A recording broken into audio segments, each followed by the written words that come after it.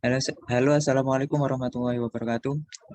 Di sini saya akan melanjutkan video dari sebelumnya, dan video kali ini saya akan membahas tentang switch case. Nah, apa sih sebenarnya switch case itu? Switch case itu sendiri nggak jauh beda dengan if else statement. Nah, fungsi switch case itu untuk melakukan sebuah pemilihan dari kondisi tertentu. Nah, kok seperti bagaimana langsung saya masuk ke coding. Nah, di sini punya variabel seperti umur dan juga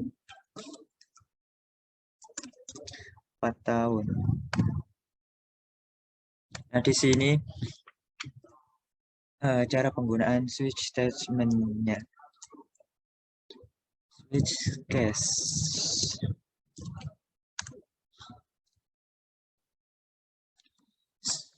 Switch, kemudian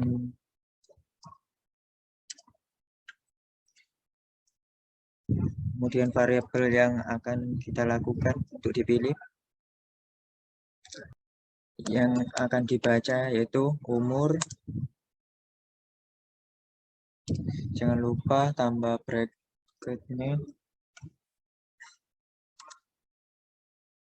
kemudian case satu ke sistem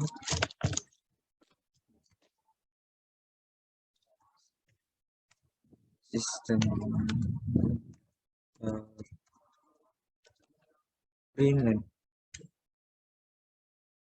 baru lahir,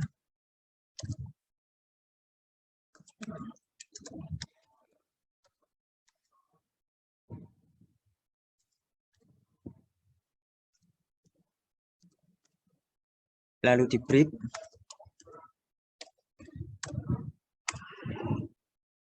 Kemudian saya punya case 2.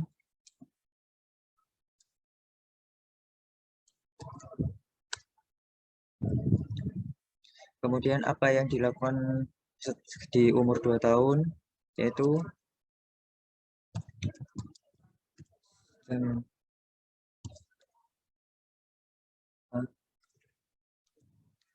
Greenland baru merangkak ya.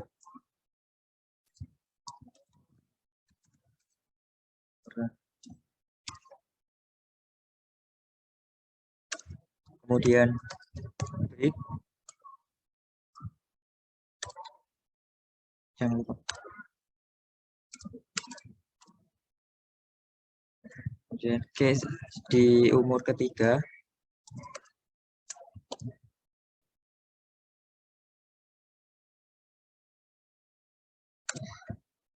kita copy saja.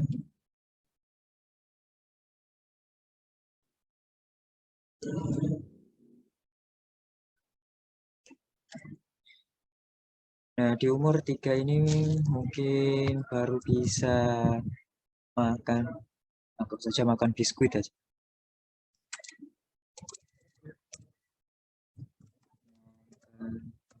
Biskuit.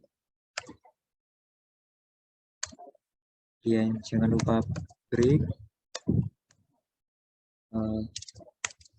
Kemudian di umur 4 tahun,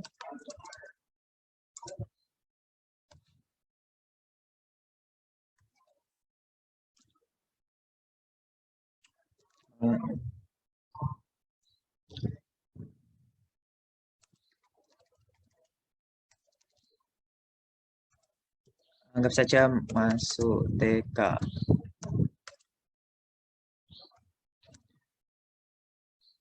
Kemudian jangan lupa break lagi.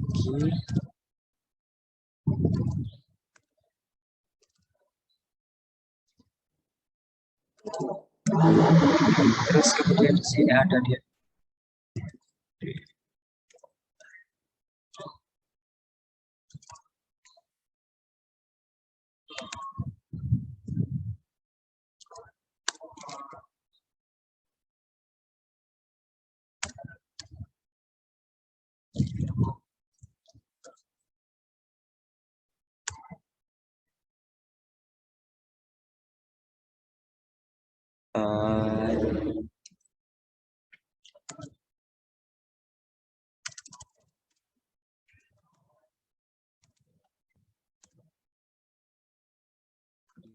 can do.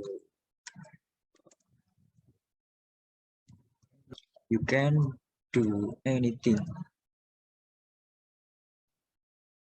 Nah, jangan lupa untuk di-break lagi.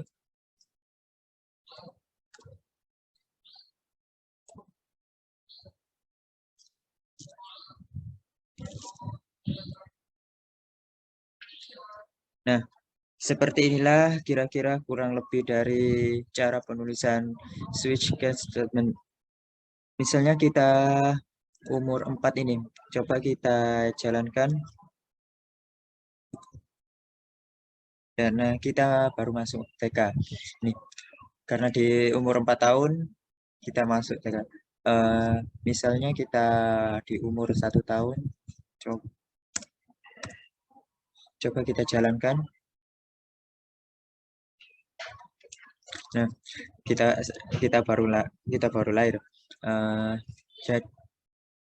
Jika umurnya 1 baru lahir, umur 2 kita baru merangkak, umur 3 baru bisa makan biskuit,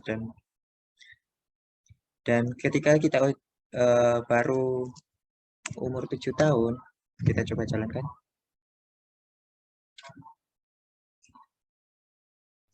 Nah, you can do anything. Oke, jadi kurang lebih if else statement. If 1 baru lahir, if 2 baru merangkak, kemudian makan biskuit, if 4 gitu. Secara default, jadi kurang lebih di if else statement, if 1 baru lahir, kemudian if 2 maka baru merangkak, kemudian if 4 makan biskuit, if case. Dan secara default ya, kalau tidak ada di antara tempat ini, maka akan masuk di default ini. Nah, jadi kurang lebih seperti itu penggunaan switch di Java. Dan kemudian apa perbedaan switch dan if? Nah, perbedaan dengan if yang membedakan switch dan if itu bedanya yaitu kalau di case itu kita cuma bisa menggunakan switch kalau misalnya di tipe data ini si umur, integer, atau char. Sedangkan kalau string itu tidak bisa. Kalau misalnya switch itu dikhususkan untuk jawaban char ataupun integer. Jadi ada satu lagi perbedaannya yaitu kalau misalnya if misalnya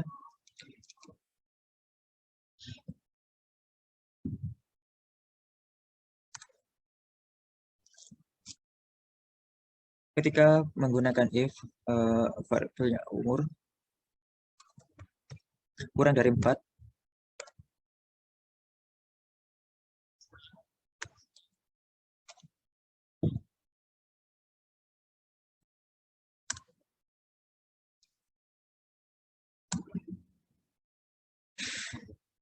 if umur kurang dari 4 tahun, maka balita.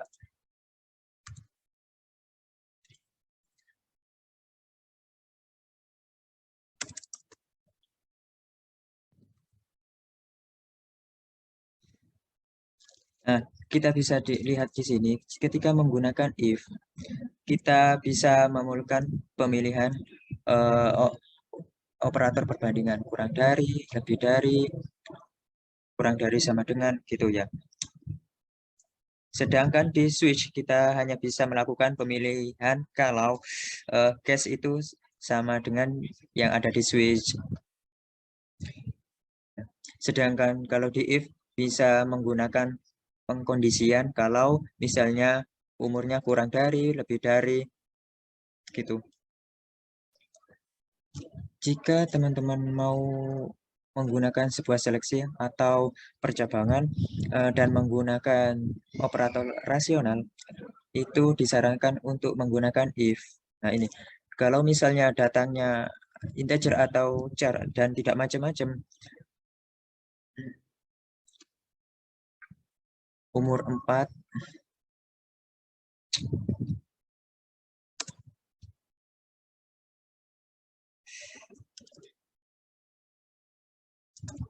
atau umur kurang dari 5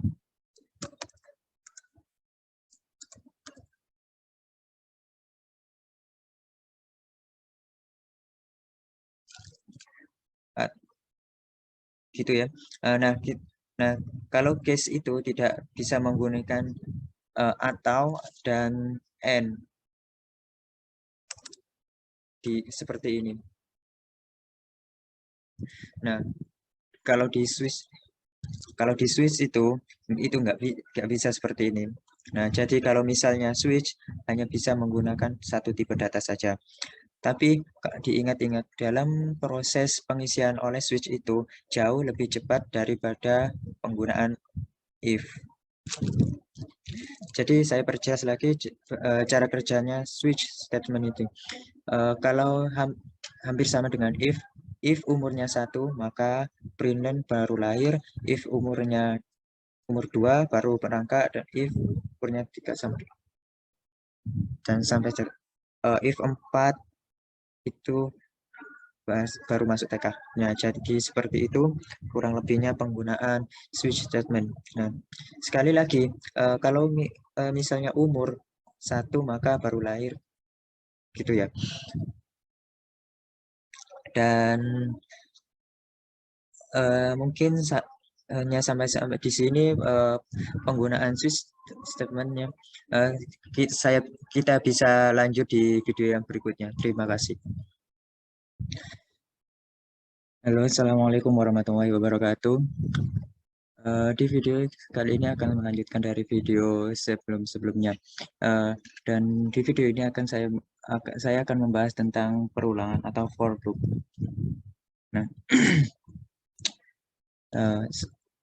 perulangan itu dalam praktek kehidupan sehari-hari itu banyak sekali contohnya.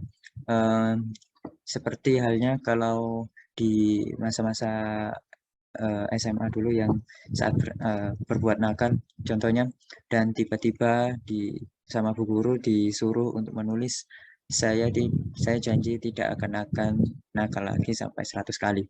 Nah, itulah salah satu dari fungsi perulangan dalam kehidupan sehari-hari.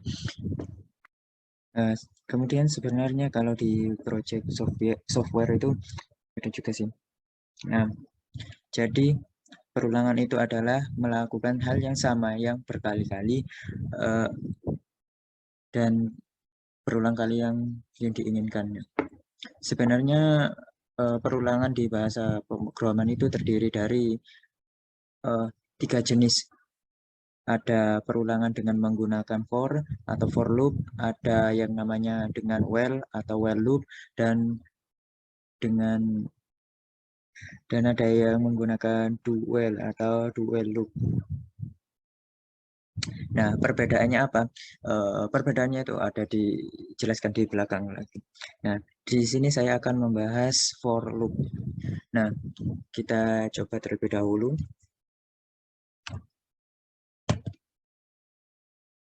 Kita tulis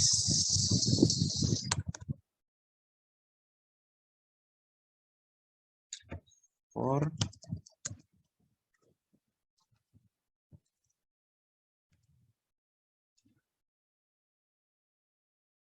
integer, jangan lupa integer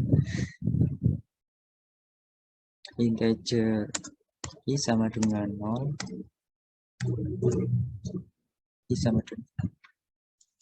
i sama dengan 5, kemudian i plus i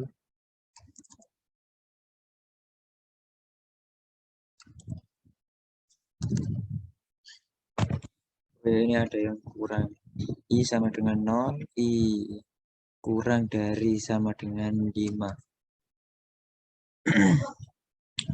Nah, kemudian kita keluarkan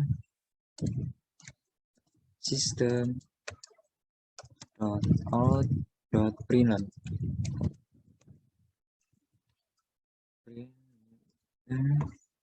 Saya tidak akan nakal lagi. Jangan lupa, saya tidak akan nakal lagi. Ini, kalau nggak salah seperti ini. Kemudian kita coba jalankan atau merangkainya. Oh, di sini ada yang kurang. I plus I plus saya tidak akan nakal lagi. Kita coba. Nah, ini dari 0, 1, 2, 3, 4, 5. Nah, ini kita sudah berhasil menulis sampai 5 kali. Nah, coba kita pakai 100. Kita coba jalankan. Nah, ini 0 sampai 100. Nah, gimana cara kerjanya yaitu ketika si komputer membaca for, terus kemudian kita menuliskan for, maka dia akan mengenali perulangan mulai dari sini sampai sini. Jadi yang akan dilakukan oleh komputer adalah membaca bahwa i mulai dari berapa i-nya, yaitu mulai dari 0. Kemudian ini batas i dari batas i-nya kan sampai kapan batas i-nya, yaitu ketika i-nya kurang dari sama dengan dari 100 ini. Ketika i-nya kurang dari sama dengan 100, maka perulangan ini, statement ini itu akan dilakukan sampai i-nya tidak sama dengan tidak kurang dari sama dengan 100. Nah, kemudian i plus plus ini adalah sebagai tanda yang ditambahkan adalah i-nya. Misalnya kita akan memberikan contoh 5 saja. Kemudian kita jalankan. Kita coba dari 1 saja. Kemudian kita jalankan. Berapa i-nya, yaitu adalah 1. Kemudian kita cek apakah i-nya kurang dari sama dengan 5. Apakah 1 kurang dari sama dengan 5, maka iya, maka statement ini akan dijalankan. Karena i-nya 1,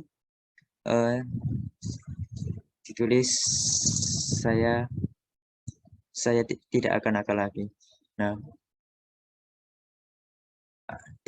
kemudian 2 apakah kurang dari sama dengan 5, maka ya, karena 2 kurang dari 5, maka statement saya tidak akan nakal ini akan ditampilkan.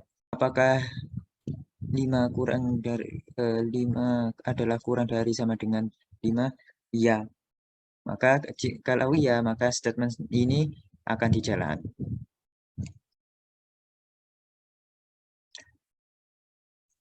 Nah, sampai kita berada di akhir for. Kemudian lakukan pengecekan lagi. Apakah i-nya kurang dari sama dengan 5? Kemudian yang kita miliki adalah 6. Apakah 6 itu kurang dari 5? Ya, tidak kan? Jadi berhenti, maka ini tidak akan menampilkan statement ini, dan berhenti sampai di situ. Mungkin sampai kemudian satu hal yang perlu diingat di Java itu ya, selalu memulai dengan 0. Ini.